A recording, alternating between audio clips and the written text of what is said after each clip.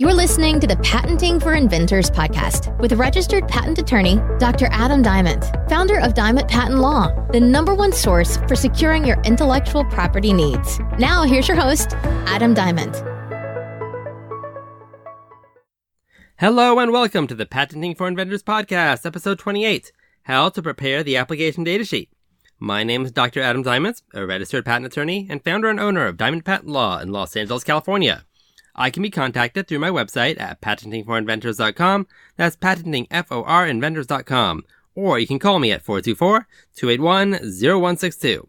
And while most attorneys can only practice in states where they are members of that state's bar, patent attorneys are actually allowed to practice patent law for clients in any state. So feel free to contact me regardless of where you live. In the past episode, I started going through some documents that you should file along with your patent application. In this episode, I'm going over the application datasheet. It's called the ADS for short. The application datasheet is for the patent office to know some information about you and the application that you're filing. You can actually fill this all out on the web when you're filling out your application, and you don't have to have a separate form, but I like to use the separate form so I can work on it. You can find the form by searching for USPTO forms, form number PTO/AIA/14. So go get that form, open it up, and let's go through it. The Patent Office changes this form fairly often, so if you happen to be listening to this episode and things don't match up, it could be because the Patent Office changed the form. The PDF form has some weird things in it where it looks like you're supposed to enter in data, but when you click on that box, you can't type anything in. That's probably because you fill it in a different part of the PDF, and then the box fills in automatically later. For the first part, there's a checkbox on whether your application falls under a secrecy order. I've actually never done one, and you probably aren't doing one either. You have to check this box if it discloses anything that would be a detriment to national security, so something like a patent for a nuclear weapon, or stuff in the military could apply. Odds are that you don't have to check this box. The next part is your name. Fill in your name like Mr. or Ms. or Doctor, and then fill out first, middle, and last name, and any suffix that you might have like Junior. Click the button on whether you're a U.S. resident, non-resident, or active U.S. military. Fill in your resident city, state, and country. Then fill in your mailing address below that. If there's more than one inventor, you can click Add, and a second fillable inventor section will pop up, and fill that in for the second inventor. Next is the correspondence information. You probably want to fill in an address. If you're doing lots of patent applications or you're an attorney, you have a customer number from the patent office, and that's just a number that's associated with an address, so you don't need to fill it in every time. But when you click the box saying that an address is being provided, some address fields pop up, and you fill those in. That's where the patent office will send everything. You also put in your phone number and an email address. The next section is the application information. You start out by putting the title of your application. The next line says attorney docket number. You can give your application a number so you can track it. If your name is Smith, maybe you want to title it Smith 1. Attorneys have lots of patents that they work on, so to keep them all straight, they give them docket numbers to keep track of them. Next is a box for small entity status claimed. I went into all the details on what a small entity is in the last episode. And small entity here includes microentity. Listen to the last episode to know the details, but the short answer is you're probably a small entity if you're a solo inventor or your company having less than 500 employees or a nonprofit or a university, but listen to the last episode to make sure that you qualify. The next section is application type.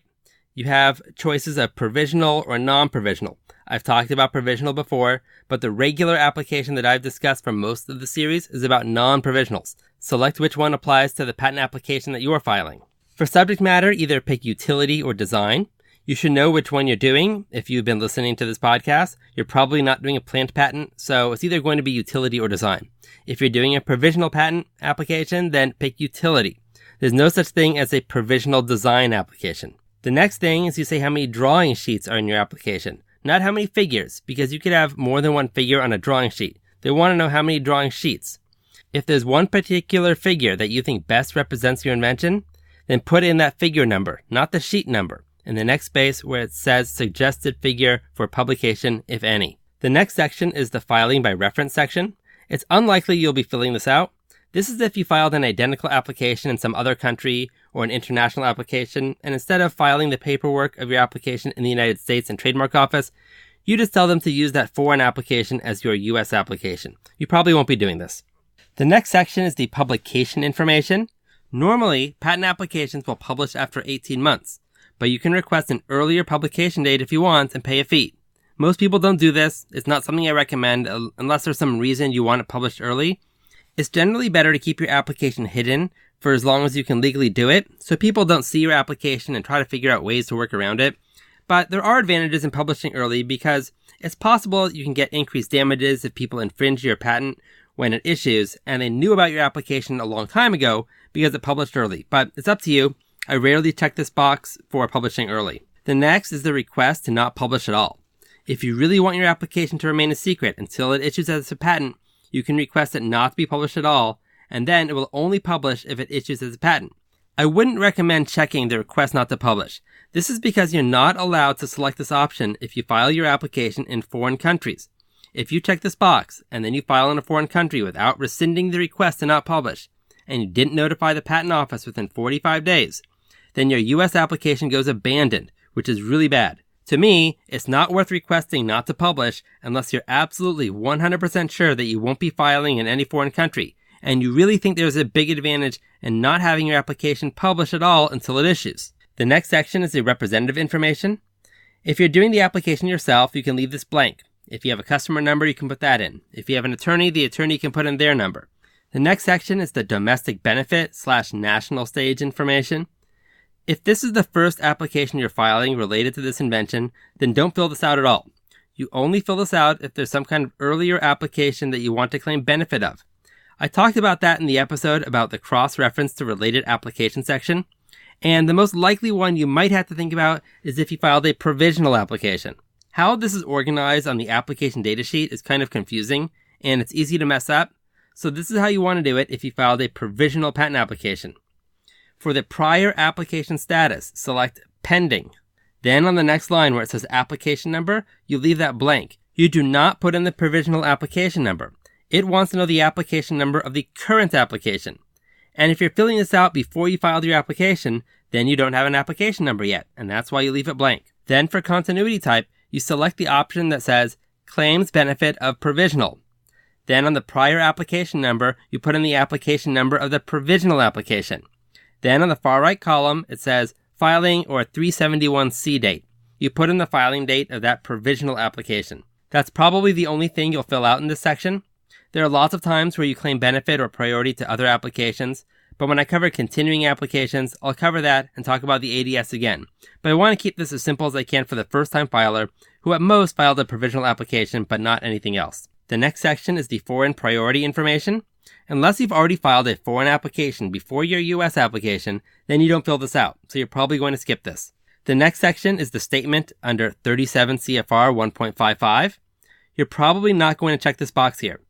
There were a lot of patent rule changes that happened March 16th, 2013, so some tricky situations arrive if you filed an application before March 16th, 2013, and then file an application later that claimed benefit of the earlier application, and the Patent Office wants to know if that situation applies here. Since you probably don't have an application that was filed before March 16th, 2013, then don't check this box. Even if you did file an application before March 16th, 2013, you still might not check this box depending on the situation. You'll want to consult an attorney if you're encountering this situation. The next section is authorization or opt-out of authorization to permit access. You probably don't want to check these boxes. If you check these boxes, then you are not giving permission to a foreign patent office to access your application and search results. You generally want to allow this, so don't check the box, because if you ever file your application in a foreign country, it's easier if those foreign country patent offices can access your application directly instead of you having to get certified copies of your application to send them. Next is the applicant information. If you, as the inventor, are also the applicant, then leave this entire section blank. But if you formed a company and you're filing this application in the name of the company, then you want to fill this out, so I'm going to go through it. I'm just going to cover the most likely scenario, where if the inventor is not the applicant, it's probably because a company is the applicant that the inventor has assigned his or her interest to in the invention. There are some situations where maybe the inventor is now incapacitated or deceased, so the inventor can't be the applicant anymore, but those are pretty rare. By default, the Patent Office presumes that the applicant is the owner of the invention, but there should be some kind of official assignment document if litigation ever comes up about who owns the patent. If the assignment of the invention is already done, then click the button that says Assignee. If the inventor hasn't yet assigned the invention, but is obligated to, and you're going to do an assignment soon, then click Person to whom the inventor is obligated to assign. Then you can skip down to the box where it says, if applicant is an organization, click here, and click that box, And below that, enter in the organization name, address, phone number, and email. The next section is the assignee information, including non-applicant assignee information.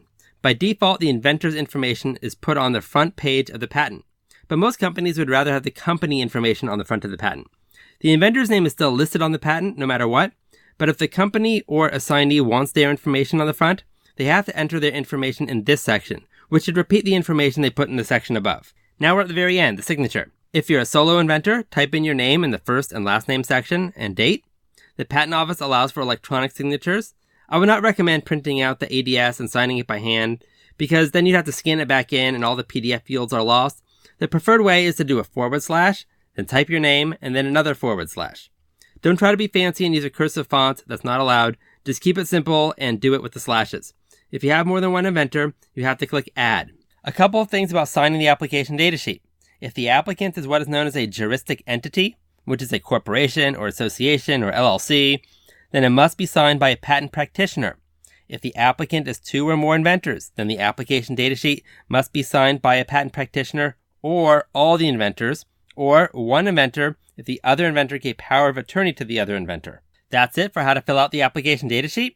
There are all sorts of scenarios where you might have to fill this out differently, but I went through the basic scenario of how to fill it out. There are situations where technically you don't need to fill out an application datasheet, but I would recommend filing one anyways, regardless of whether your application falls into a category where it's not required. If you want help with drafting your patent application, you can contact me through my website at patentingforinventors.com, that's patentingforinventors.com, or call Diamond Patent Law at 424-281-0162. I'm Adam Diamond, and until next time, keep on inventing. Thanks for listening to the Patenting for Inventors podcast with host Adam Diamond. If you enjoyed the show, please rate and review on iTunes. The contents of this podcast are intended for general informational purposes only. The facts of every legal matter are unique, and the content of this podcast should not be construed as offering legal advice for your specific legal situation. For more information and help with your own intellectual property needs, contact Adam Diamond at patentingforinventors.com. That's patentingforinventors.com. Or call Diamond Patent Law at 424-281-0162. The preceding information may be considered an attorney advertisement and does not establish any attorney-client relationship.